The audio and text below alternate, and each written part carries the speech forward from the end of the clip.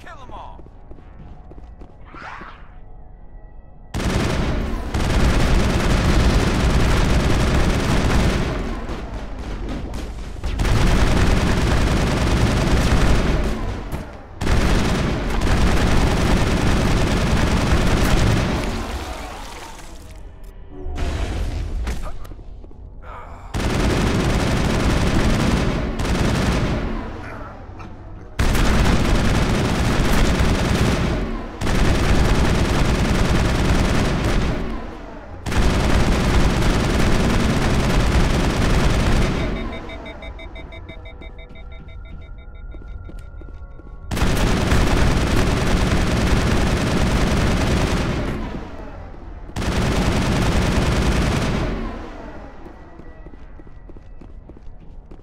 Got them all, Shepard.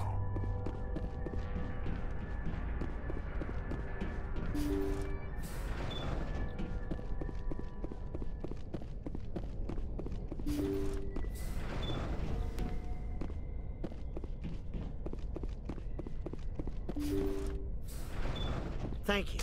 Thank you for saving me from those things. Commander, that's him. That's Dr. Saleon. What? My name is Hart. Dr. Hart. Please, get me out of here. Are you sure it's him? Positive. There's no escape this time, Doctor. I'd harvest your organs first, but we don't have the time. You're crazy. He's crazy! Please, don't let him do this to me. Put him out of his misery so we can get going. Gladly. Your days of butchering are over, Doctor. No! Please! Please! That was satisfying. Good. Remember that feeling. That's how it should be. I will, Commander. Well, I guess we're done here.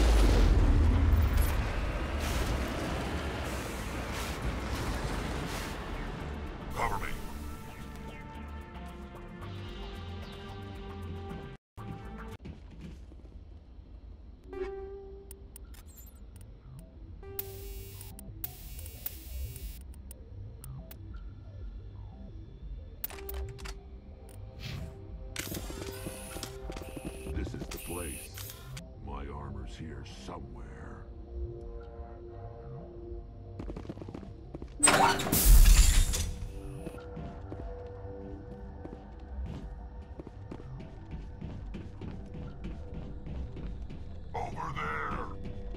Go, go, go! Go, go, go! Go, go, go! Go, go!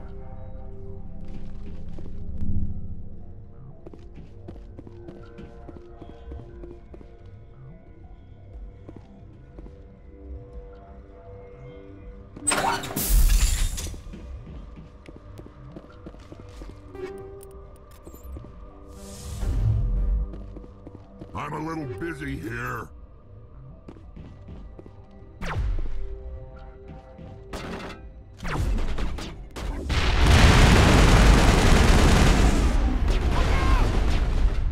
Hold the line!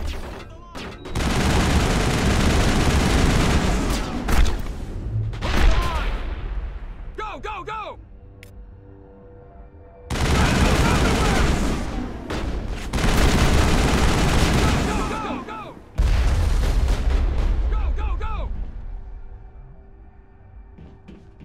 Go, go, go!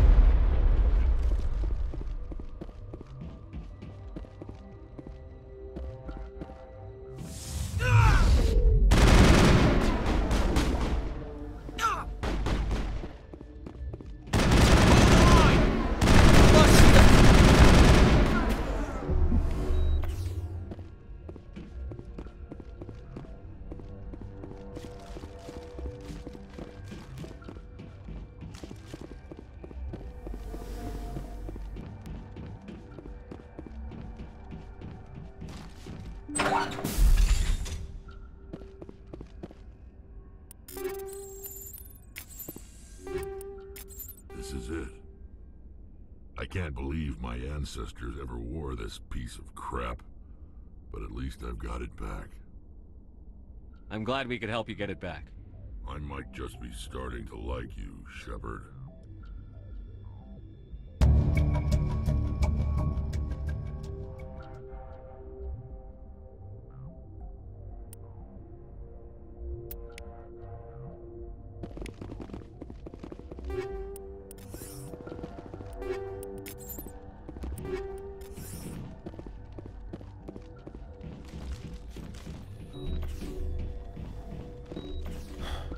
Bring it on!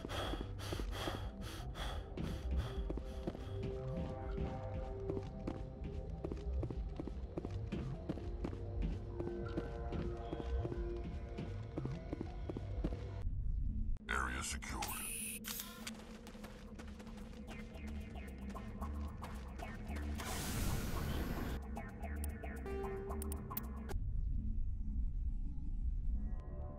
The Citadel is an ancient deep space station, presumably constructed by the Protheans.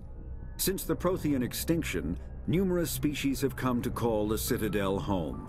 It serves as the political, cultural, and financial capital of the galactic community. To represent their interests, most species maintain embassies on the Presidium, the Citadel's inner ring. The Citadel Tower in the center of the Presidium holds the Citadel Council Chambers. Council affairs often have far-reaching effects on the rest of the galactic community. 5 arms, known as the Wards, extend from the Presidium. Their inner surfaces have been built into cities, populated by millions of inhabitants from across the galaxy. The Citadel is virtually indestructible. If attacked, the station can close its arms to form a solid, impregnable shell. For as long as the station has existed, an enigmatic race called the Keepers has maintained it. The Council is an executive committee composed of representatives from the Asari Republics, the Turian Hierarchy, and the Solarian Union. Though they have no official power over the independent governments of other species, the Council's decisions carry great weight throughout the galaxy. No single Council race is strong enough to defy the other two, and all have a vested interest in compromise and cooperation. Each of the Council species has general characteristics associated with the various aspects of governing the galaxy. The Asari are typically seen as diplomats and mediators. The Solarians gather intelligence and information. The Turians provide the bulk of the military and peacekeeping forces. Any species granted an embassy on the Citadel is considered an associate member, bound by the accords of the Citadel Conventions. Associate members may bring issues to the attention of the Council, though they have no input on the decision. The Human Systems Alliance became an associate member of the Citadel in 2165. Spectres are agents from the Office of Special Tactics and Reconnaissance, and answer only to the Citadel Council. They are elite military operatives, granted the authority to deal with threats to peace and stability in whatever way they deem necessary. They operate independently or in groups of 2 or 3. Some are empathetic peacekeepers, resolving disputes through diplomacy. Others are cold-blooded assassins, ruthlessly dispatching problem individuals. All get the job done one way or another, often operating outside the bounds of galactic law. The Spectres were founded after the Solarians joined the Council. For many years, they operated in secrecy as backroom problem solvers. Only after the Krogan rebellions did their activities become publicized. Assignment of a Spectre is less contentious than a military deployment, but makes it clear that the Council is concerned about a situation. Citadel space is an unofficial term referring to any region of space controlled by a species that acknowledges the authority of the Citadel Council. At first glance, it appears this territory encompasses most of the galaxy. In reality, however, less than 1% of the stars have been explored. Even Mass Effect FTL drive is slow relative to the volume of the galaxy. Empty space and systems without suitable drive discharge sites are barriers to exploration. Only the mass relays allow ships to jump hundreds of light years in an instant, the key to expanding across an otherwise impassable galaxy. Whenever a new relay is activated, the destination system is rapidly developed. From that hub, FTL drive is used to expand to nearby star clusters. The result is a number of densely developed clusters, thinly spread across the vast expanse of space, connected by the mass relay network. The Systems Alliance is an independent supranational government representing the interests of humanity as a whole. The Alliance is responsible for the governance and defense of all extrasolar colonies and stations. The Alliance grew out of the various national space programs as a matter of practicality. Sol's planets had been explored and exploited through piecemeal national efforts. The expense of colonizing entire new solar systems could not be met by any one country. With humans knowing that alien contact was inevitable, there was enough political will to jointly fund an international effort. Still, the Alliance was often disregarded by those on Earth until the First Contact War. While the national governments dithered and bickered over who should lead the effort to liberate Shanxi, the Alliance fleet struck decisively. Post-war public approval gave the Alliance the credibility to establish its own parliament and become the galactic face of humanity. Humanity's first contact with an alien race occurred in 2157. At that time, the Alliance allowed survey fleets to activate any dormant mass relays discovered, a practice considered dangerous and irresponsible by Council-aligned races. When a Turian patrol discovered a human fleet attempting to activate a relay, they attacked. One human vessel survived, retreating to the colony of Shanxi. The Turians followed, quickly defeating the local forces. Shanxi was occupied, the first and to date only human world to be conquered by an alien species. The Turians believed the handful of ships they defeated represented the bulk of human defenses, so they were unprepared when the Second Fleet, under Admiral Castany Drescher, launched a strong counteroffensive, evicting them from Shanxi. The Turians mobilized for full-scale war, drawing the attention of the rest of the galaxy. The Council quickly intervened, forcing a truce. Fortunately for humanity, the First Contact War was ended with a diplomatic solution. The home world and capital of humanity is entering a new golden age. The resource wealth of a dozen settled colonies and 100 industrial outposts flows back to Earth, fueling great works of industry, commerce, and art. The great cities are greening as arcology skyscrapers and telecommuting allow more efficient use of land. Earth is still divided among nation-states, though all are affiliated beneath the overarching banner of the Systems Alliance. While every human enjoys a longer and better life than ever, the gap between rich and poor widens daily. Advanced nations have eliminated most genetic disease and pollution. Less fortunate regions have not progressed beyond 20th century technology and are often smog-choked, overpopulated slums. Sea levels have risen 2 meters in the last 200 years, and violent weather is common due to environmental damage inflicted during the late 21st century. The past few decades, however, have seen significant improvement due to recent technological advances. Larger warships are generally classified in one of 4 weights. Frigates are small, fast ships used for scouting and screening of larger vessels. Frigates often operate in wolf-pack flotillas. Cruisers are middleweight combatants, faster than dreadnoughts and more heavily armed than frigates. Cruisers are the standard patrol unit and often lead frigate flotillas. Dreadnoughts are kilometer-long capital ships mounting heavy, long-range firepower. They are only deployed for the most vital missions. Carriers are dreadnought-sized vessels that also carry large numbers of fighters. Smaller vessels are almost exclusively used in a support role to the warships during combat. Fighters are one-man craft used to perform close-range attacks on enemy ships. Interceptors are one-man craft optimized for destroying opposing fighters. Faster-than-light drives use element zero cores to reduce the mass of the ship, allowing higher rates of acceleration. This effectively raises the speed of light within the mass effect field, allowing high-speed travel with negligible relativistic time dilation effects. Starships still require conventional thrusters, chemical rockets, commercial fusion torch, economy ion engine, or military anti-proton drive, in addition to the FTL drive core. With only a core, a ship has no motive power.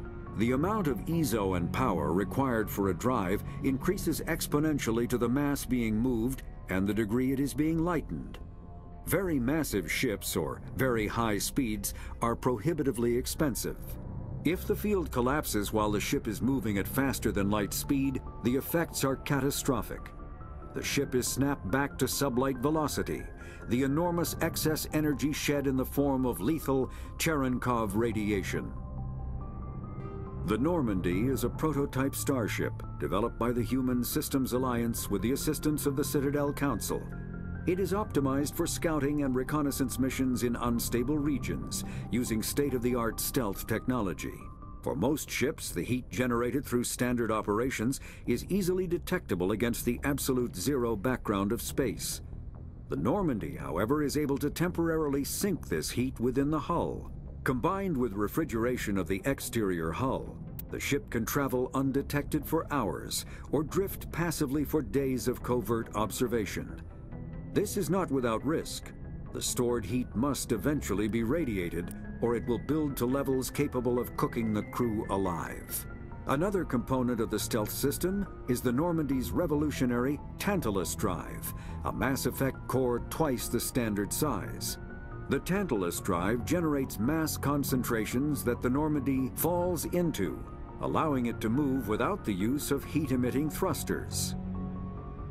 Ship mobility dominates space combat. The primary objective is to align the mass accelerator along the bow with the opposing vessel's broadside. Battles typically play out as artillery duels, fought at ranges measured in thousands of kilometers, though assaults through defended mass relays often occur at knife fight ranges, as close as a few dozen kilometers. Most ship-to-ship engagements are skirmishes between patrol vessels of cruiser weight and below, with dreadnoughts and carriers only deployed in full-scale fleet actions. Battles in open space are short and often inconclusive, as the weaker opponent typically disengages. Once a ship enters FTL flight, the combat is effectively over. There are no sensors capable of tracking them or weapons capable of damaging them. The only way to guarantee an enemy will stand and fight is to attack a location they have a vested interest in, such as a settled world or a strategically important mass relay. Sovereign is the flagship of the rogue Spectres Saren. An enormous dreadnought larger than any other ship in any known fleet, it is crewed with both Geth and Krogan. At 2 kilometers long, its spinal-mounted main gun is likely capable of penetrating another dreadnought's kinetic barriers with a single shot. How Saren acquired this incredible warship is unknown. The prevailing opinion is that Sovereign is a Geth construct, while others believe it is a Prothean relic. Its design, however, hints at a more alien and mysterious origin. The attack on Eden Prime demonstrated Sovereign's ability to generate mass effect fields powerful enough to land on a planetary surface. This implies it has a massive Element Zero core and the ability to generate staggering amounts of power. The Mako infantry fighting vehicle was designed for the System Alliance's frigates. Though the interior is cramped, an M35 is small enough to be carried in the cargo bay and easily deployed on virtually any world. With its turreted 155mm mass accelerator and coaxially mounted machine gun, the Mako can provide a fire team with weapon support as well as mobility. Since Alliance Marines may be required to fight on any world, the Mako is environmentally sealed and equipped with microthrusters for use on low-gravity planetoids. The Mako is powered by a sealed hydrogen-oxygen fuel cell and includes a small Element Zero core. While not large enough to nullify the vehicle's mass, the core can reduce it enough to be safely airdropped. When used in conjunction with thrusters, it also allows the Mako to extricate itself from difficult terrain. After the Geth secure a location, they round up and impale dead and living bodies on mechanical spikes. The spikes rapidly transform these victims into withered husks, extracting water and trace minerals, and replacing them with cybernetics. The cybernetics reanimate the lifeless flesh and tissue, transforming the bodies into mindless killing machines. Some Alliance soldiers refer to the husk-generating spikes as dragon's teeth, a reference to the mythological berserkers who sprang up from the earth wherever the teeth of the dragon Eris were planted. Dragon's teeth and husks bear little resemblance to other pieces of Geth technology. No one is sure why a synthetic race would bother to drain the minuscule amount of recoverable resources from organic corpses, though the value of reusing them as shock troops is obvious. Varren are omnivores with a preference for living prey. Originally native to the Krogan homeworld of Tuchanka, they are, like most life from Tuchanka, savage, clannish, and consummate survivors. They are pack hunters when vulnerable prey is readily available, and become scavengers when outnumbered or outclassed. Their supreme adaptability, vicious demeanor, and rapid breeding cycle have made them ubiquitous and dangerous pests on many worlds. Virtually everywhere the Krogan have been, Varren infestations have followed, wreaking havoc with the native ecology. The Krogan have had a love-hate relationship with Varren for millennia, alternately fighting them for territory and embracing them as treasured companions. To this day, Krogan raise them as beasts of war. One of the common subgenus of Varren has metallic silver scales, leading to the rather unusual nickname, fish dogs. Thresher maws are subterranean carnivores that spend their entire lives eating, or searching for something to eat. Threshers reproduce via spores that can lie dormant for millennia, yet are robust enough to survive prolonged periods in deep space and atmospheric re-entry. As a result, thresher spores appear on many worlds, spread by previous generations of space travelers. The body of a thresher never entirely leaves the ground. Only the head and tentacles erupt from the earth to attack. In addition to physical attacks, threshers have the ability to project toxic chemicals and emit bursts of infrasound as a shockwave weapon. The Alliance first encountered threshers on the colony of Akuz in 2177. After contact was lost with the Pioneer team, Marine units were deployed to investigate.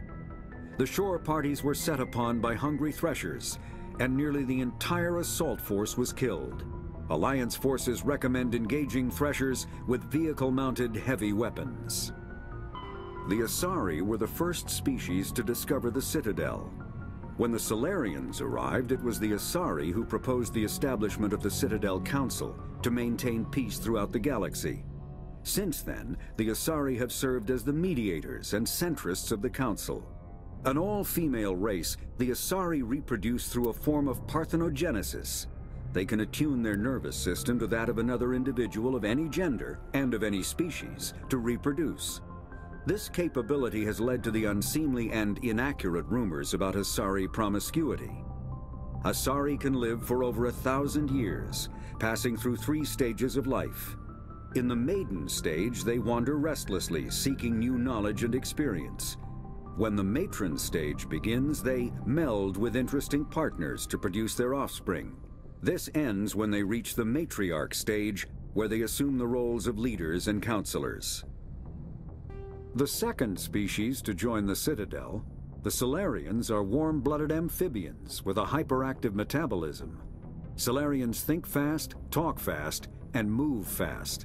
To Salarians, other species seem sluggish and dull-witted.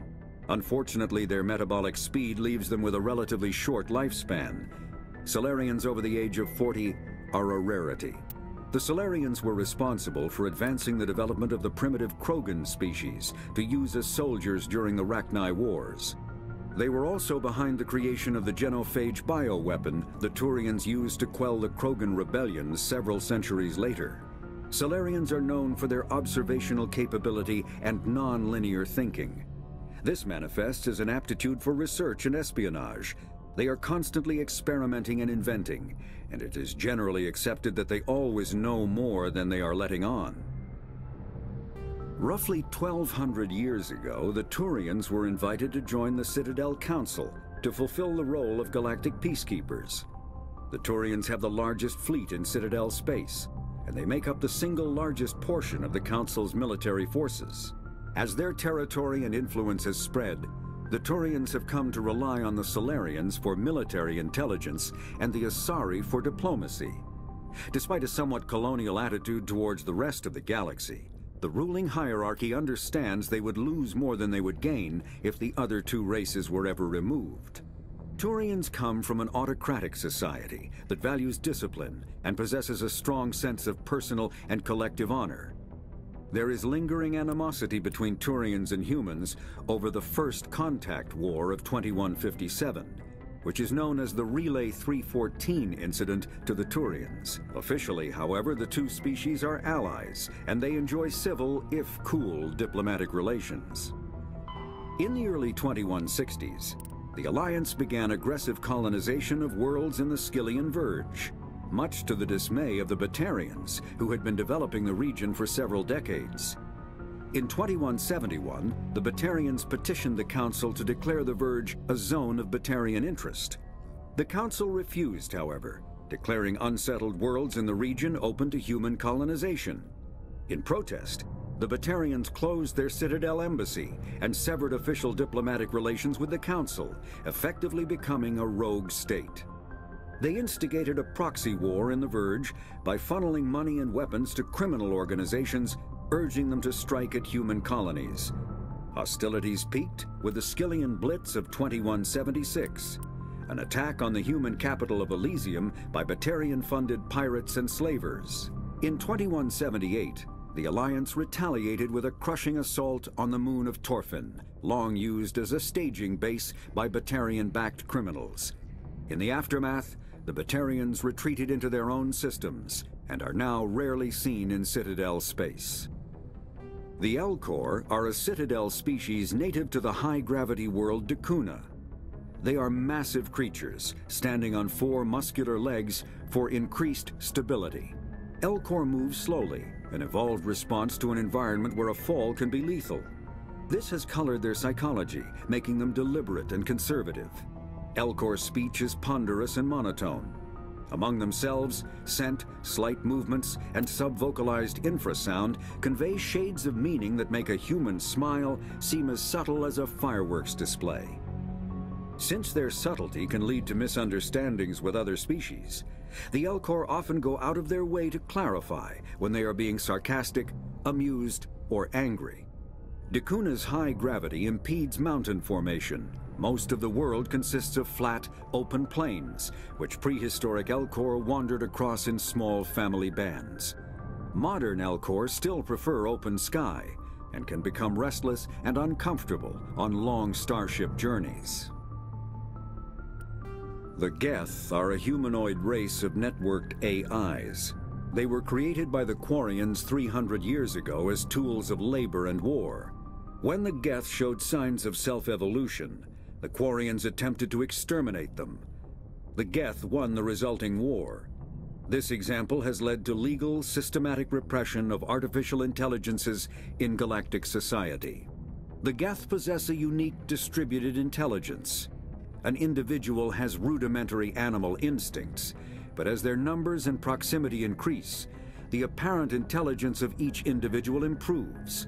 In groups, they can reason, analyze situations, and use tactics, as well as any organic race. Geth space is located at the trailing end of the Perseus Arm, beyond the lawless Terminus systems. The Perseus Veil, an obscuring dark nebula of opaque gas and dust, lies between their space and the Terminus systems. The Hanar are a Citadel species known for excessive politeness. They speak with scrupulous precision and take offense at improper language. Hanar that expect to deal with other species take special courses to help them unlearn their tendency to take offense at improper speech. All Hanar have 2 names. The face name is known to the world. The soul name is kept for use among close friends and relations. Hanar never refer to themselves in the first person in conversation with someone they know on a face name basis. To do so is considered egotistical, so instead they refer to themselves as this one, or the impersonal it. Their homeworld, Kaje, has 90% ocean cover and orbits an energetic white star, resulting in a permanent blanket of cloud. Due to the presence of Prothean ruins on the world, many Hanar worship them, and Hanar myths often speak of an elder race that civilized them by teaching them language. The Krogan evolved in a hostile and vicious environment. Until the invention of gunpowder weapons, eaten by predators was still the #1 cause of Krogan fatalities. Afterwards, it was death by gunshot. When the Solarians discovered them, the Krogan were a brutal, primitive species, struggling to survive a self-inflicted nuclear winter. The Solarians culturally uplifted them, teaching them to use and build modern technology, so they could serve as soldiers in the Rachni War. Liberated from the harsh conditions of their homeworld, the quick-breeding Krogan experienced an unprecedented population explosion. They began to colonize nearby worlds, even though these worlds were already inhabited. The Krogan rebellions lasted nearly a century, only ending when the Turians unleashed the Genophage, a Solarian-developed bioweapon that crushed all Krogan resistance. The Genophage makes only 1 in 1,000 pregnancies viable, and today the Krogan are a slowly dying breed. Understandably, the Krogan harbor a grudge against all other species, especially the Turians. Driven from their home system by the Geth nearly 3 centuries ago, most Quarians now live aboard the Migrant Fleet, a flotilla of 50,000 vessels ranging in size from passenger shuttles to mobile space stations.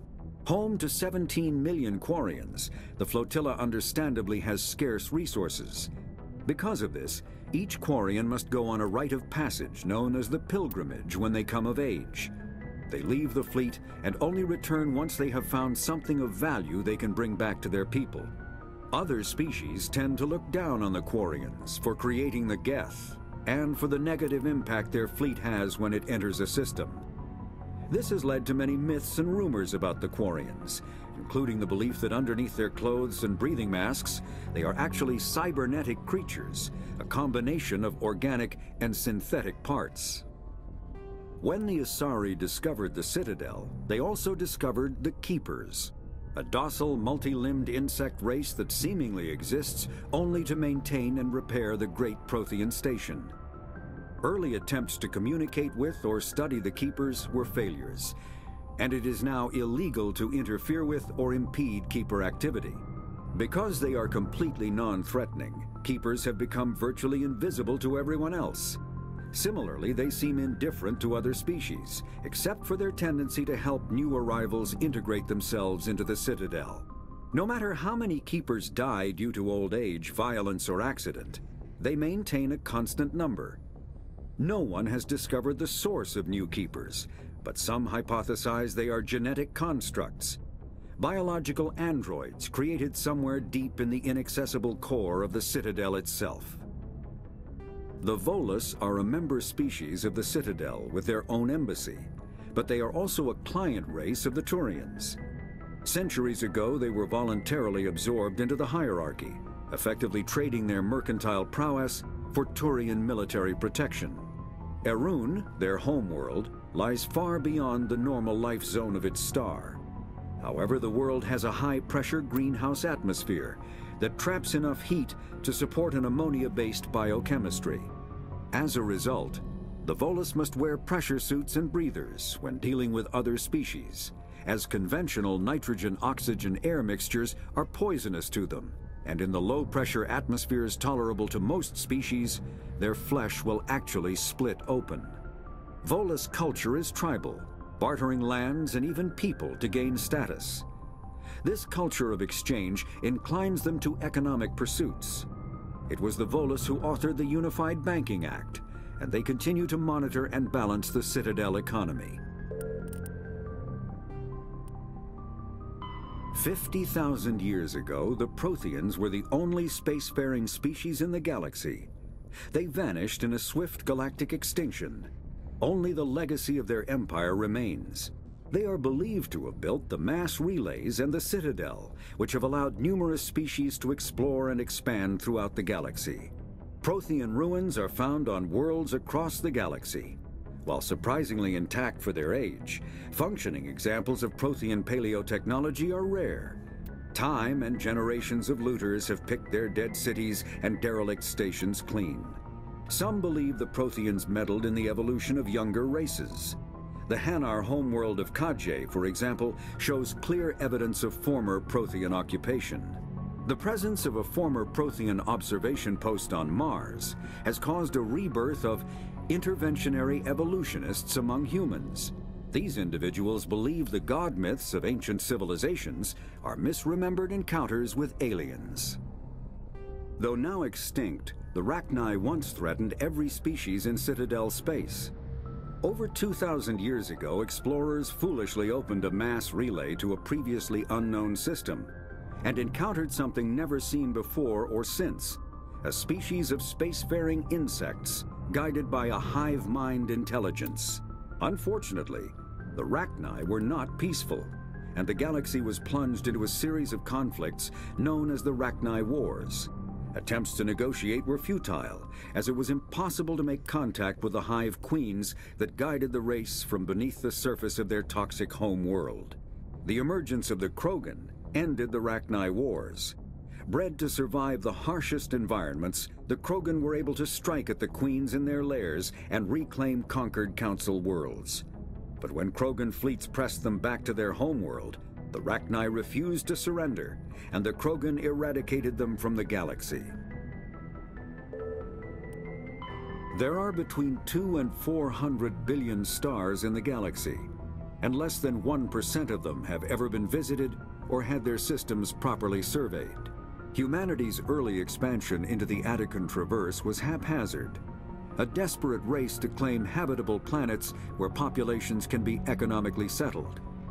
Ignored in the wake of this land grab were thousands of less hospitable worlds, each potentially rich with industrial resources. The wealth of entire solar systems lies untapped, waiting for corporate survey teams or independent pioneers to discover and exploit them. However, this is not an easy task. In addition to the environmental hazards, the fact that uncharted worlds are largely ignored makes them popular bases for criminals, revolutionaries, cults, and others who wish to remain unnoticed by galactic society.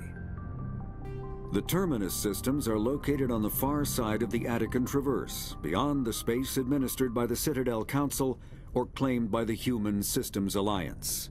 It is populated by a loose affiliation of minor species, united only in their refusal to acknowledge the political authority of the Council or adhere to the Citadel conventions. Their independence comes at a price. The Terminus is fraught with conflict. War among the various species is common, as governments and dictators constantly rise and fall. The region is a haven for illegal activities, particularly piracy and the slave trade. At least once a year, a fleet from the Terminus invades the nearby Attican Traverse. These attacks are typically small raids against poorly defended colonies. The Council rarely retaliates, as sending patrols into the Terminus systems could unify the disparate species against their common foe, triggering a long and costly war. Pharos is a habitable world in the Attican Beta Cluster. 2/3 of the habitable surface is covered with the ruins of a crumbling Prothean megatropolis. In the millennia since the Prothean extinction, the ruins have been repeatedly picked over by looters many times. Pharos was considered a poor prospect for colonization, as little open ground remains for agriculture.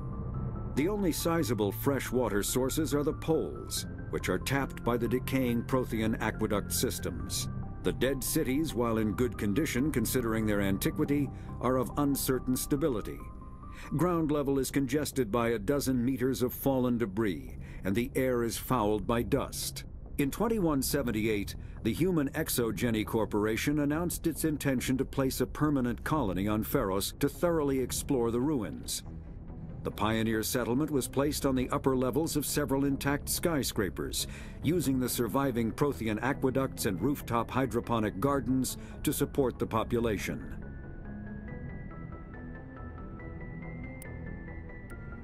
Noveria is a cool, rocky world with most of its hydrosphere locked up in massive glaciers. A privately chartered colony world, the planet is owned by the Noveria Development Corporation Holding Company. The NDC is funded by investment capital from 24 high-technology development firms and administrated by an executive board representing their interests. The investors built remote hot labs in isolated locations across Noveria's surface. These facilities are used for research too dangerous or controversial to be performed elsewhere, as Noveria is technically not part of Citadel space and therefore exempt from Council law.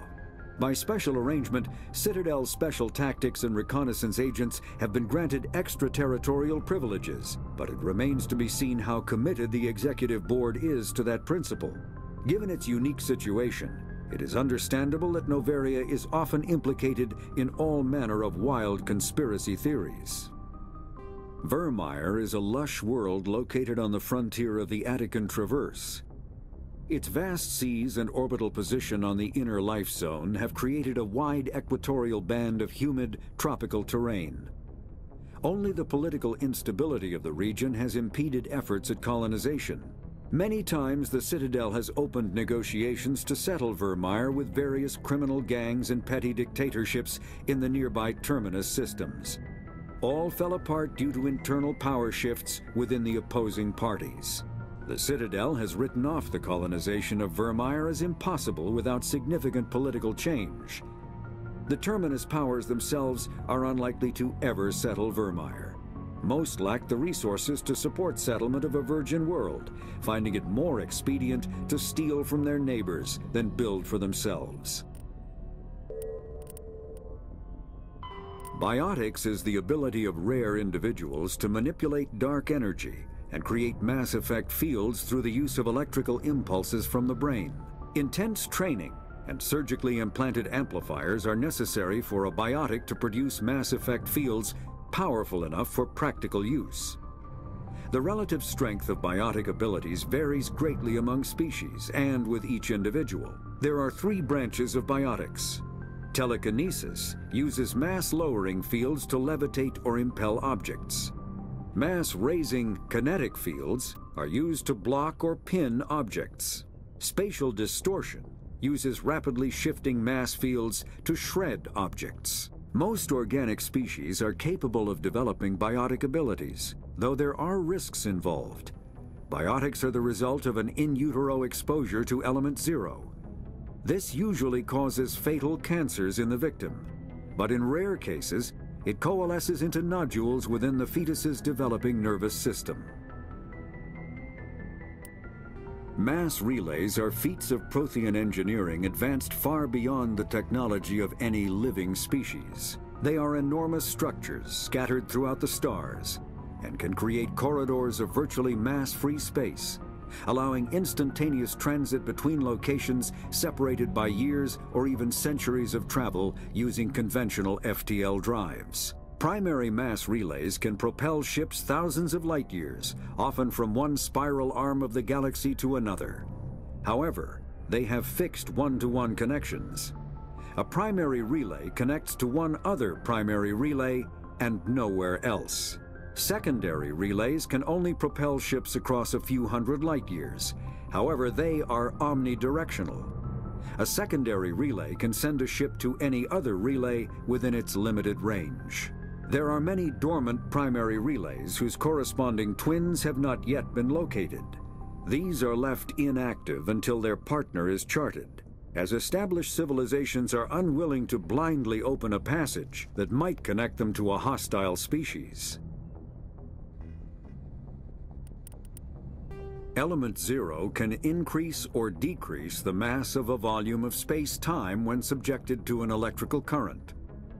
With a positive current, mass is increased. With a negative current, mass is decreased. The stronger the current, the greater the magnitude of the dark energy mass effect. In space, low-mass fields allow FTL travel and inexpensive surface-to-orbit transit. High-mass fields create artificial gravity and push space debris away from vessels. In manufacturing, low-mass fields permit the creation of evenly blended alloys. while high-mass compaction creates dense, sturdy construction materials. The military makes extensive use of mobility-enhancing technologies, with Mass Effect utilizing fighting vehicles standard frontline issue in most military forces. Mass Effect fields are also essential in the creation of kinetic barriers or shields to protect against enemy fire. An artificial intelligence is a self-aware computing system capable of learning and independent decision-making. Creation of a conscious AI requires adaptive code, a slow, expensive education, and a specialized quantum computer called a blue box. An AI cannot be transmitted across a communication channel or computer network. Without its blue box, an AI is no more than data files. Loading these files into a new blue box will create a new personality, as variations in the quantum hardware and runtime results create unpredictable variations. The Geth serve as a cautionary tale against the dangers of rogue AI, and in Citadel space, they are technically illegal. Advocacy groups argue, however, that an AI is a living, conscious entity, deserving the same rights as organics. They argue that continued use of the term artificial is institutionalized racism on the part of organic life. The term synthetic is considered the politically correct alternative. A virtual intelligence is an advanced form of user interface software. VIs use a variety of methods to simulate natural conversation, including an audio interface and an avatar personality to interact with. Although a VI can provide a convincing emulation of sentience, they are not self-aware, nor can they learn or take independent action. VIs are used as operating systems on commercial and home computers. Minimal VI agents are also available. Agents are compact and specialized. Some serve as personal secretaries, filtering calls and scheduling meetings based on user-defined priorities. Others are advanced search engines, propagating themselves across the extranet to collate user-requested data. Commercial VIs in a variety of stock personalities are available at any software retailer. Boutique firms and hobbyists also build unique VIs to personal specification. Although software emulation of living personalities is illegal, reconstructions of famous historical figures are common. Omni-tools are handheld devices that combine a computer microframe, sensor analysis pack, and manufacturing fabricator.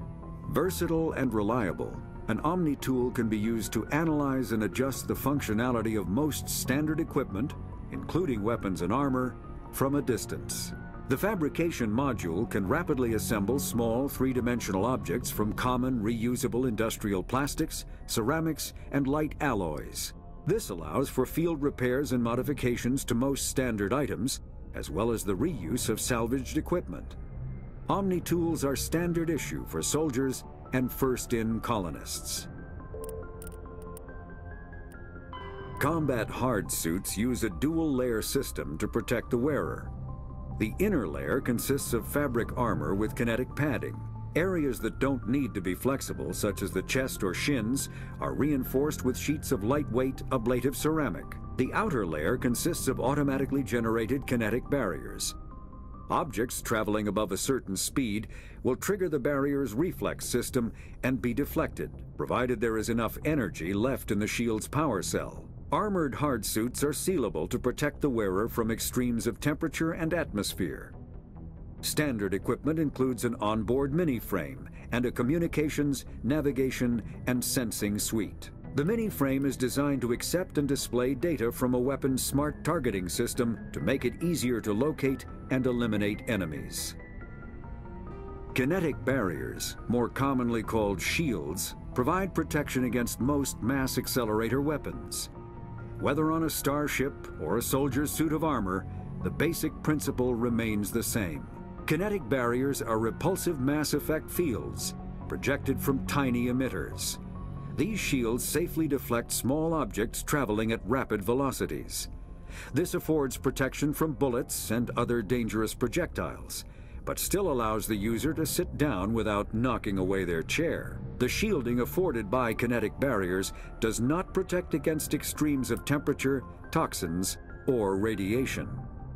Medigel is a common medicinal salve used by paramedics, EMTs, and military personnel. It combines several useful applications: a local anesthetic, disinfectant, and clotting agent all in one. Once applied, the gel is designed to grip tight to flesh until subjected to a frequency of ultrasound. It is sealable against liquids, most notably blood, as well as contaminants and gases. The gel is a genetically engineered bioplasm created by the CERTA Foundation, a medical technology megacorp based on Earth. Technically, Medigel violates Council laws against genetic engineering, but to date, it has proved far too useful to ban. All modern infantry weapons, from pistols to assault rifles, use micro-scaled mass accelerator technology. Projectiles consist of tiny metal slugs suspended within a mass-reducing field, accelerated by magnetic force to speeds that inflict kinetic damage. The ammo magazine is a simple block of metal.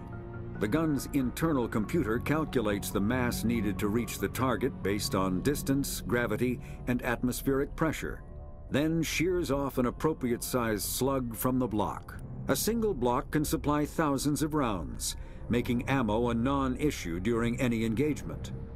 Top-line weapons also feature smart targeting that allows them to correct for weather and environment. Firing on a target in a howling gale feels the same as it does on a calm day at the practice range. Smart targeting does not mean a bullet will automatically find the mark every time the trigger is pulled. It only makes it easier for the marksman to aim. A mass accelerator propels a solid metal slug using precisely controlled electromagnetic attraction and repulsion. The slug is designed to squash or shatter on impact, increasing the energy it transfers to the target. If this were not the case, it would simply punch a hole right through, doing minimal damage. Accelerator design was revolutionized by Element Zero. A slug lightened by a mass effect field can be accelerated to greater speeds, permitting projectile velocities that were previously unattainable. If accelerated to a high enough velocity, a simple paint chip can impact with the same destructive force as a nuclear weapon. However, mass accelerators produce recoil equal to their impact energy. This is mitigated somewhat by the mass effect fields that rounds are suspended within. But weapon recoil is still the prime limiting factor on slug velocity.